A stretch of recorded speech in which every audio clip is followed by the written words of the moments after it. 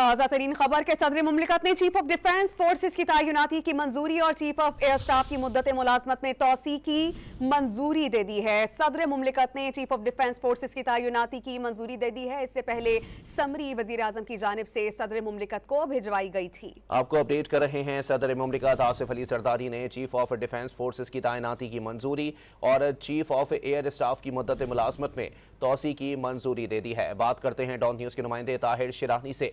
जी Tahir, update कीजिएगा इस हवाले से मजीद। जी, वज़ीर आज़म की जानिब से चंद ही घंटे पहले जो सदर को एडवाइस भिजवाई गई थी, जो एक चीफ ऑफ डिफेंस फोर्सेस की तैनाती के हवाले से और चीफ ऑफ एयर स्टाफ की मुद्दत मुलाजमत में तोसी के हवाले से दो मुख्तलिफ समरियाँ थी, तो वो सदर मुल्क की जानिब से उसकी मंजूरी दे दी गई है। सदर आसिफ अली जरदारी ने वज़ीर आज़म की जानिब से पेश की गई समरी की मंजूरी दे दी है, जिसके तहत फील्ड मार्शल जो इस वक्त चीफ ऑफ आर्मी स्टाफ हैं, उन्हें बतौर चीफ ऑफ डिफेंस फोर्सेस 5 साल की मुद्दत के लिए तैनात करने की मंजूरी दी गई है।